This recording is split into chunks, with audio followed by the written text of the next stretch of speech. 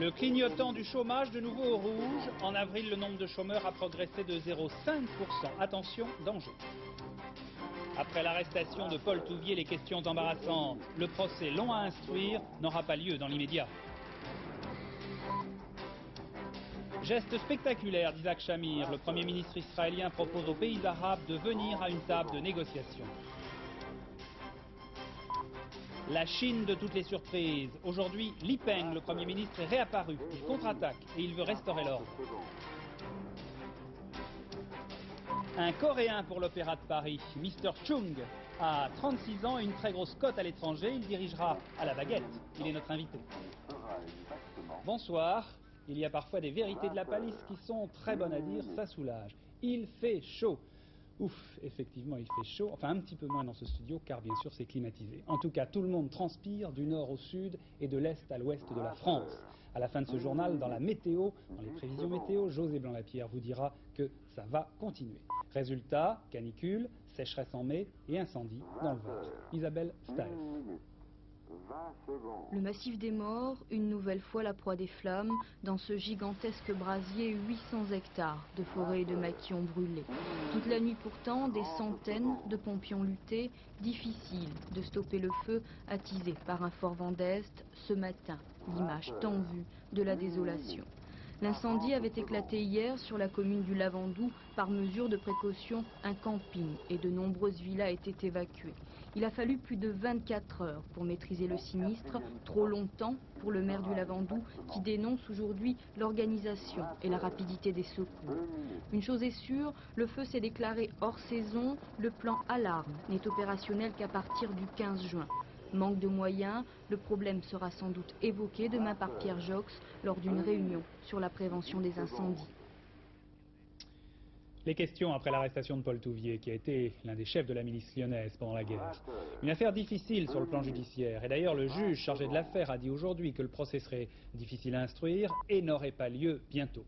Quoi qu'il en soit, au centre de cette affaire, la question c'est l'attitude de la hiérarchie catholique. L'Église a-t-elle aidé Touvier dans son long cache-cache avec la police? C'est la question, mais il y a déjà des preuves. Hervé Brusini. En tête, l'archevêque excommunié Monseigneur Lefebvre.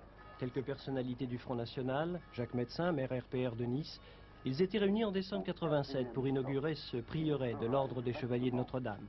2 ans après, Touvier, sa femme, ses 2 enfants étaient accueillis dans ce fief de l'intégrisme militant. Là-bas, on affirme que Touvier a trompé ceux qui l'ont hébergé. Il a dit que c'était pas juste, etc. Bon. Qu'il avait été déjà amnistié par Pompidou, je crois. Pompidou, c'est ça. Et il a dû dire des choses comme ça, je pense. La police fait son devoir, nous faisons le nôtre. C'est par l'humanité qui ont toujours existé dans l'Église. Alors est-ce que c'est un devoir pour un ecclésiastique d'accueillir quelqu'un recherché? 3 minutes. Ah, ouais, oui. Parce que c'est ce qu'on appelle autrefois, on appelait le droit d'asile. Les bastions du traditionnalisme vont jalonner les 45 années de cavale de Touvier.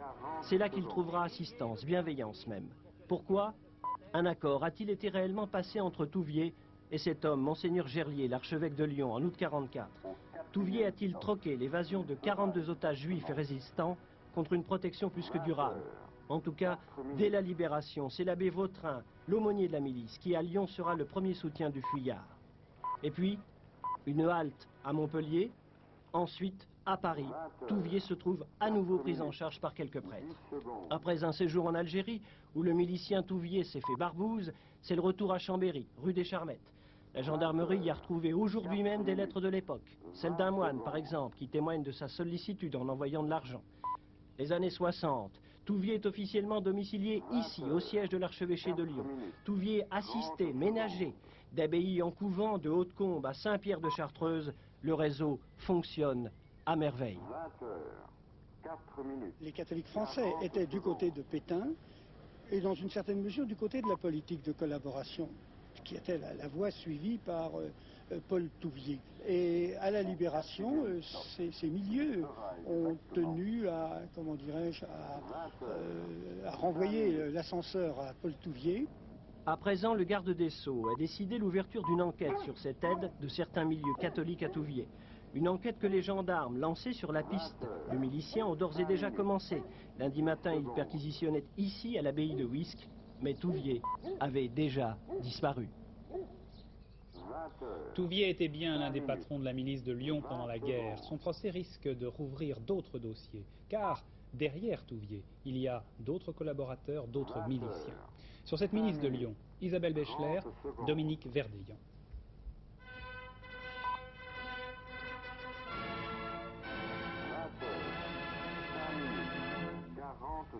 À l'occasion de la fête du travail, 4000 bouteilles de vin de Grand Cru saisies au marché noir sont distribuées par la milice aux ouvriers sinistrés de Paris. En ce jour Ici, 4000 bouteilles saisies en plein Lyon. Là, 1 tonne de café que la milice va distribuer au personnel d'entreprise. La lutte contre le marché noir s'intensifie, contre l'égoïsme bourgeois, pour la solidarité humaine.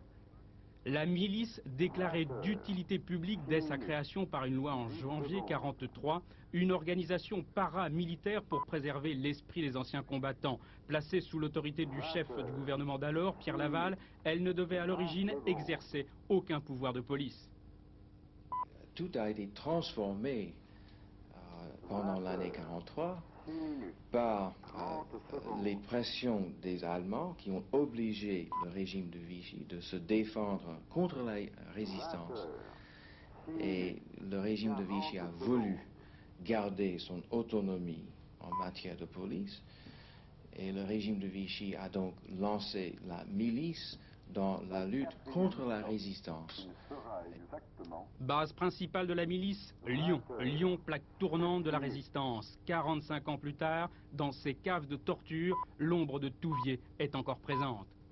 On nous a apporté un paquet ficelé dans un papier. Et bon, ma mère a défait les ficelles, elle s'est complètement écroulée. Et il y avait là le pullover de mon père et le foulard en rayonne, maculé de sang, qu'on a gardé pendant quelques années. La presse de l'époque en fait état. Les résistants ont été arrêtés le 17 et 18 février et fusillés le 19 février après avoir passé dans les locaux de la milice française. Paul Touvier, le milicien, était-il parmi ses bourreaux? Son procès, s'il a lieu, sera aussi celui des survivants de cette organisation de Vichy. L'instruction Touvier, si elle débouche sur un procès, risque ou peut débloquer les autres affaires et du coup poser l'ensemble de la responsabilité du gouvernement français dans un domaine absolument essentiel qui a été la répression et en particulier la répression contre les Juifs. L'instruction du procès Barbie a été longue, cela fait 8 ans que le dossier Papon a été ouvert. De l'aveu même du juge d'instruction, le procès Touvier n'est pas pour demain.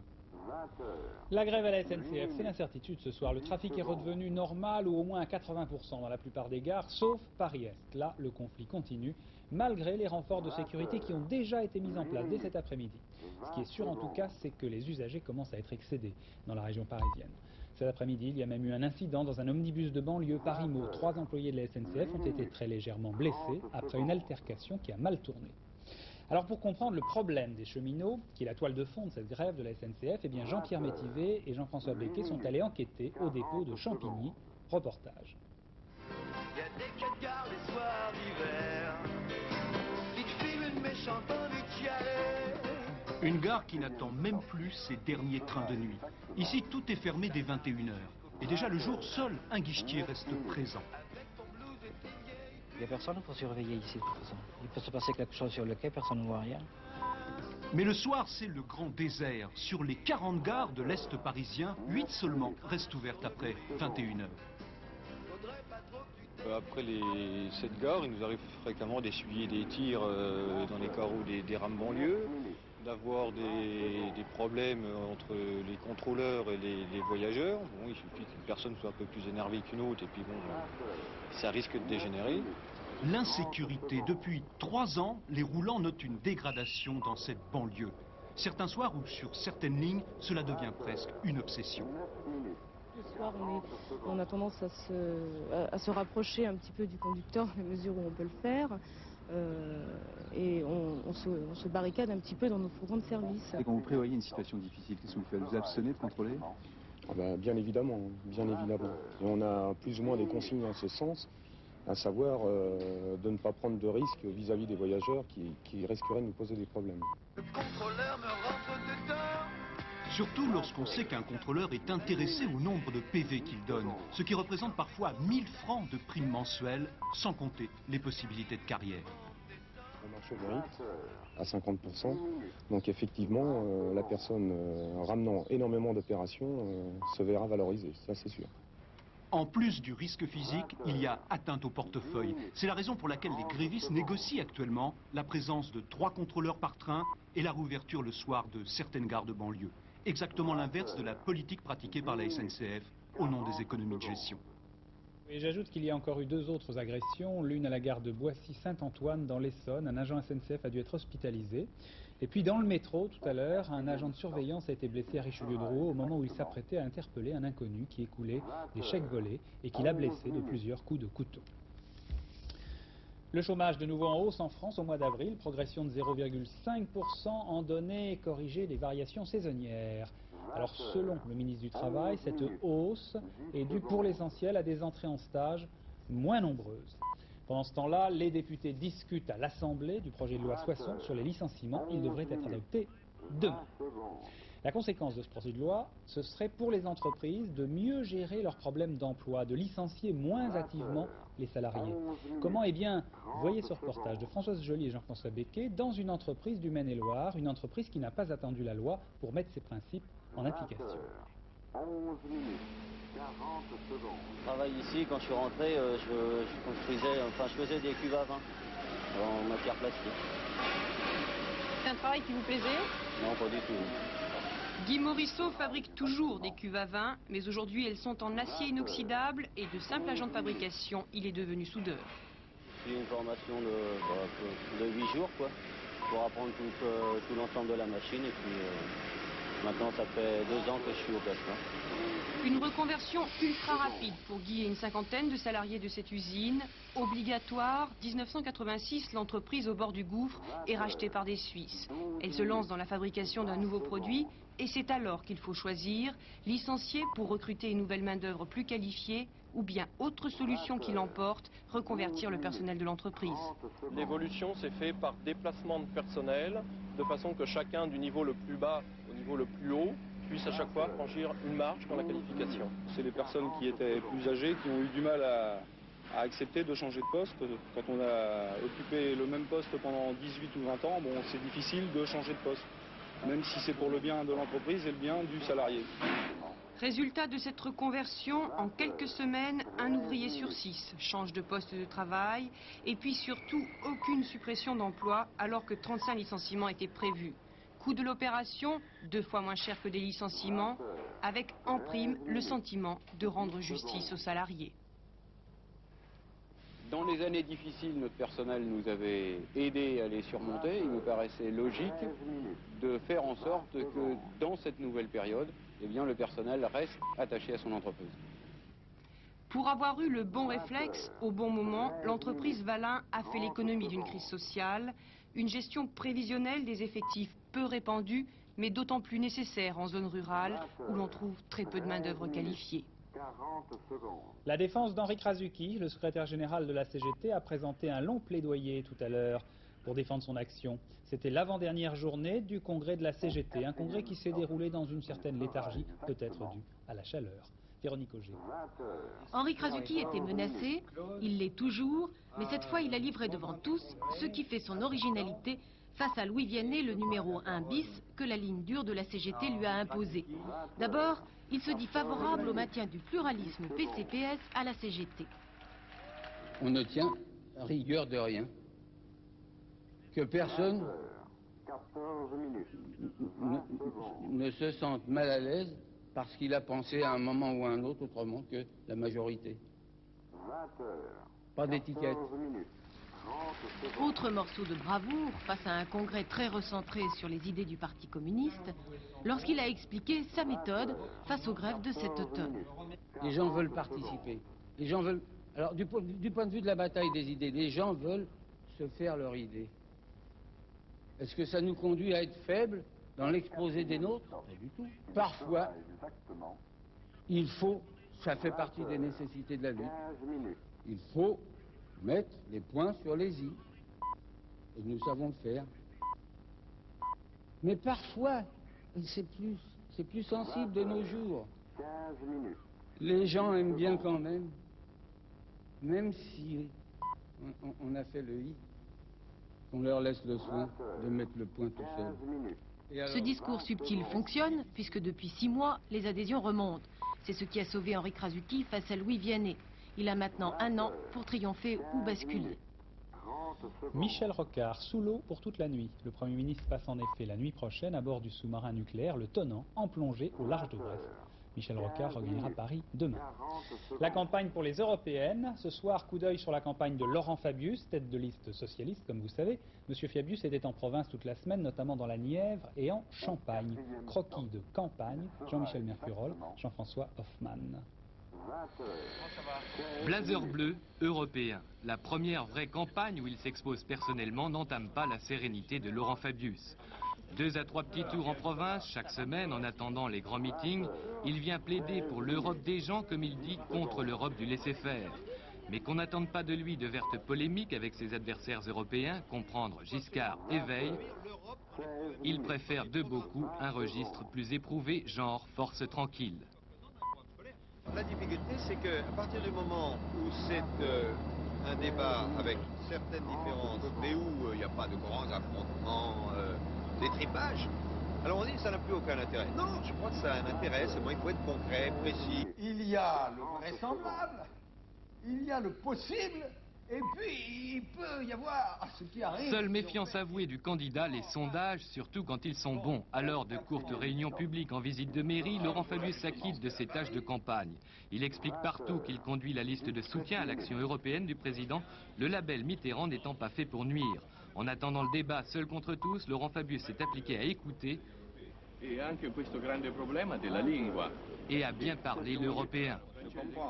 Sì, ma doveva essere ormai anche questa superata dal... Parce qu'on a les mains pour arriver, même si on... À l'étranger, d'abord le geste spectaculaire d'Isaac Shamir. Le Premier ministre israélien appelle les chefs d'État arabes à une table de négociation. Monsieur Shamir s'adressait directement à tous ceux qui participent en ce moment au sommet arabe de Casablanca. Écoutez ce qu'il leur a dit. Ils doivent venir, par exemple, à une table de négociation, comment nous avons proposé dans notre initiative de paix, se rencontrer avec nous et décider ensemble de changer le caractère des relations de guerre dans lesquelles nous nous trouvons jusqu'à ce jour. Dialogue, rencontre, changement, des mots, des expressions inhabituelles de la part d'Isaac Shamir. Mais cette évolution pourrait bien être décidée sous pression. En effet, à 6000 km de là, Yitzhak Rabin, son ministre de la Défense, était reçu à Washington. Position tout aussi conciliante. C'est vrai, avoue-t-il, nous avons à régler le problème du soulèvement palestinien, mais il vaut mieux que les Palestiniens jettent des pierres que des bombes. Comment ne pas voir dans cet assouplissement la réponse aux déclarations fracassantes de James Baker mardi dernier. Ce jour-là, devant un parterre éminent de représentants de la communauté juive américaine, le secrétaire d'État n'avait pas mâché ses mots. Il est temps qu'Israël renonce à sa vision irréaliste d'un grand État hébreu. Moscou semble dans le même temps avoir les mêmes désirs avec ses alliés proche-orientaux. La raison ? Peut-être faut-il la chercher dans les territoires occupés. Aujourd'hui, la 500e victime est tombée dans les rues de Gaza depuis le début du soulèvement. Bien sûr, il était intéressant de savoir ce qu'ont pensé de la proposition de M. Shamir les principaux intéressés à Casablanca. Écoutez Pierre Serra, notre envoyé spécial au sommet arabe. Kadhafi, c'est sans doute encore ce qu'on pourrait appeler un enfant terrible. En tout cas, c'est celui qui empêche les choses de marcher comme elles devraient marcher. Il est un opposant systématique. Regardez-le hier soir, par exemple, à la sortie de la séance plénière de cette nuit. Il fume, il est facétieux, il agace tout le monde. Et en fait, aujourd'hui, sa position, c'est d'empêcher les Arabes de faire des progrès. Ce qu'il veut, ce qu'il refuse a priori, c'est ce qui est au fond la trame de tout ce sommet, la reconnaissance, ou plutôt l'envie que peuvent avoir les Arabes modérés de discuter avec Israël, comme l'a fait l'Égypte et comme sont prêts à le faire maintenant les Palestiniens. D'ailleurs, la cible favorite aujourd'hui de Kadhafi dans les séances plénières, c'est du moins ce qu'on entend partout, eh bien c'est Arafat. Il est toujours à le bousculer, à le houspiller, une façon de lui dire qu'il est déjà allé trop loin. Ce qui est sûr maintenant, c'est que si M. Chamir a pu dire à Madrid, eh bien, que les Arabes qui sont réunis aujourd'hui à Casablanca fassent en sorte qu'on puisse un jour s'asseoir à la même table, c'est vrai. Mais les Arabes répondent tout de suite, je peux le dire parce que je le sais, mais qu'est-ce que M. Chamir peut faire pour nous aider ou pour simplement nous donner envie de nous asseoir avec lui à une même table? Autre sommet, celui de la francophonie, c'est à Dakar, 38 pays, et dès hier soir, une grande initiative annoncée par la France, je vous le disais, dès hier soir dans ce journal. M. Mitterrand a annoncé que les dettes de 35 pays africains étaient purement et simplement annulées. Gilles Rabine, à Dakar. Repas officiel n'aura jamais été aussi détendu et familial. Car en décidant de donner un coup de gomme sur la dette publique de l'Afrique, le président François Mitterrand a d'abord rendu leur dignité aux pays africains que le poids de la dette transformait peu à peu en État mendiant.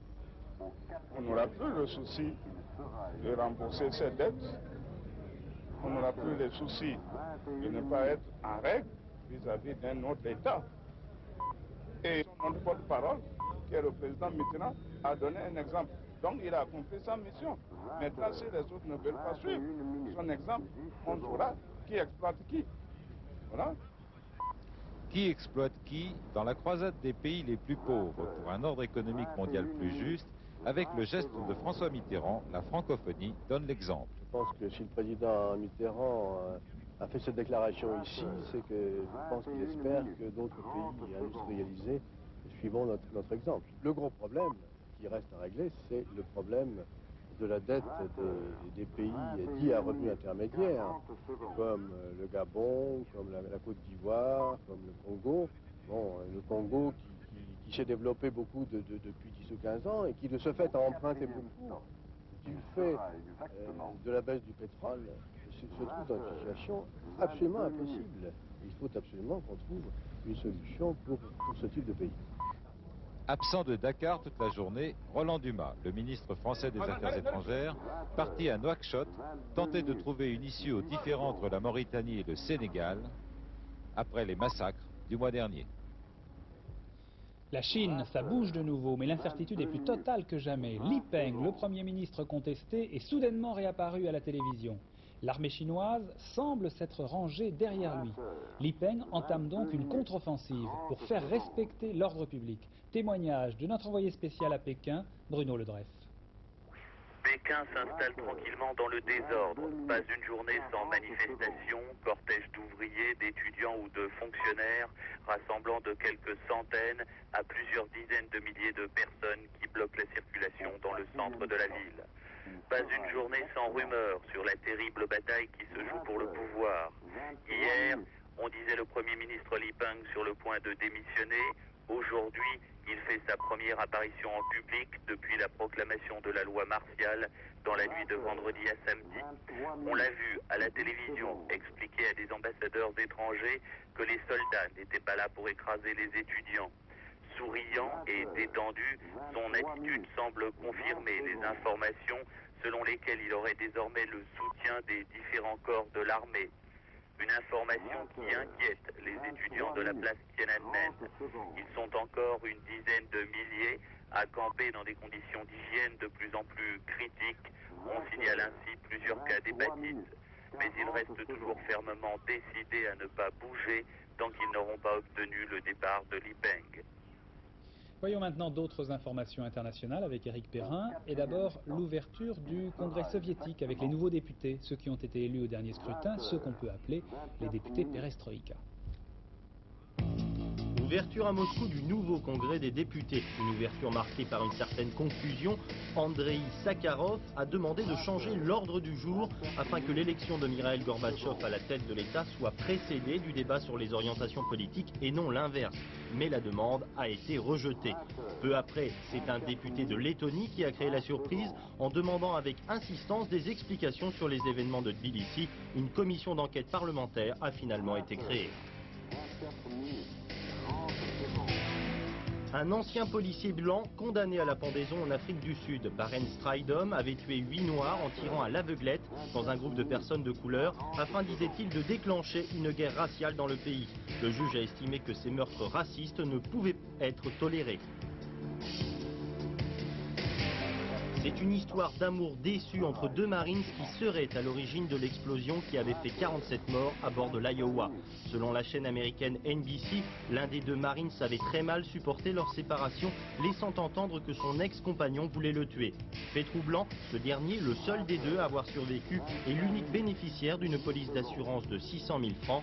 Suicide ou homicide, l'enquête se poursuit. Drôle d'histoire. Ça y est, l'Opéra Bastille a trouvé son directeur musical, son chef d'orchestre. C'est la solution d'une crise qui avait démarré au moment du licenciement de Daniel Barenboim.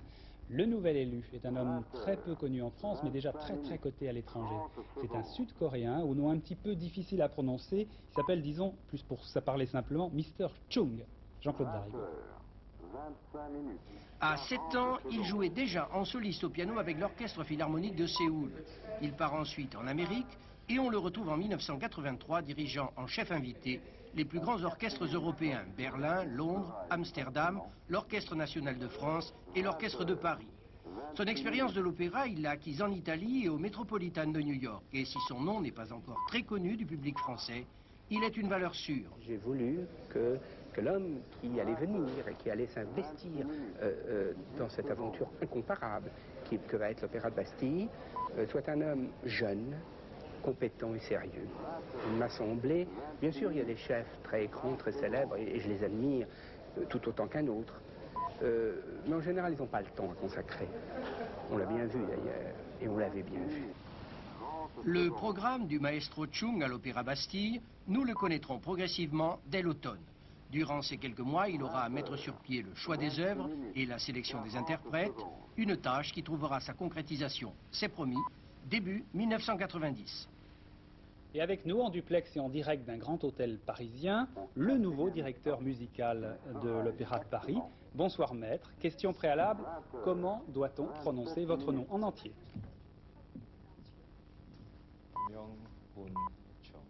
On peut vous appeler Mr. Chung? That's all right. Ok. Oui, ça ira tout à fait. Alors, vous êtes coréen, vous parlez anglais, là on le voit. Comment vous allez vous adresser aux musiciens de l'Opéra de Paris? J'espère pouvoir leur parler en français. Quand?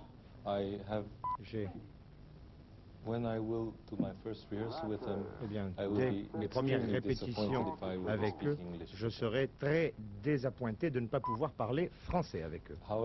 Toutefois, ce n'est pas pour l'instant que je peux encore m'expliquer parfaitement autrement qu'en anglais. Effectivement, je comprends. Dites-moi, vous les connaissez déjà, ces musiciens de l'Orchestre de Paris, de l'Opéra de Paris?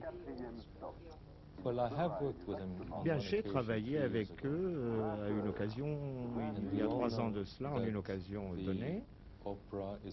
Et nous savons tous que l'opéra est déjà doté d'un orchestre bourré de musiciens particulièrement talentueux qui constituent une excellente base de travail à partir de laquelle se développer. En outre, nous avons l'occasion qui nous est ici offerte de faire un pas en avant et un pas vraiment important dans la voie de cette amélioration de la qualité. Alors vous avez 35 ans, c'est tout de même très jeune pour une entreprise de cette taille. Ça ne vous fait pas peur? Je ne considère pas vraiment qu'il s'agisse du nombre d'années que j'ai vécues en l'occurrence, mais bien des compétences que j'ai ou n'ai pas. C'est un honneur pour moi que d'avoir été choisi à ce poste et je ne prends pas cet honneur à la légère. Si je ne sentais pas que je pouvais accomplir bien la tâche que les Français m'ont confiée à titre de responsabilité, je ne l'accepterai pas, je ne l'aurai pas. Eh bien, merci, Mr. Chung, et tous nos voeux pour cette entreprise importante. Merci. Alors, avant de terminer ce journal, une information de sport, de tennis. C'est le forfait, hélas, de Chris Evert, encore un forfait pour Roland Garros. Bien sûr, comme Martina Navratilova, elle a renoncé à venir disputer l'épreuve du simple dame du French Open. Voilà, il y avait aussi un tiercé aujourd'hui. Alors, nous allons voir les résultats tout de suite et les rapports. 2-5-6, dans l'ordre 650 francs, dans le désordre 130 francs. Il y avait un quartet, 2-5-6-3, 2514 francs dans l'ordre, 209 francs 50 dans le désordre. Voilà. Fin de ce journal. Tout de suite, la météo avec José Blanc-Lapierre qui nous a mis une charmante petite chemise pékinoise. Dernière édition Henri Sagnier vers minuit, après édition spéciale présentée par Claude Sérillon et une édition spéciale consacrée aux garagistes. Sujet tout à fait intéressant. Télématin, demain c'est 6h30, n'oubliez pas, le nouveau rendez-vous c'est 6h30. Et dans les 4 vérités de Gérard Morin, à 7h45, on reparlera de tennis avec Henri Lecomte qui sera là après son opération et avant Roland Garros auquel il ne participe pas. Excellente soirée sur Antenne 2, à demain 20h.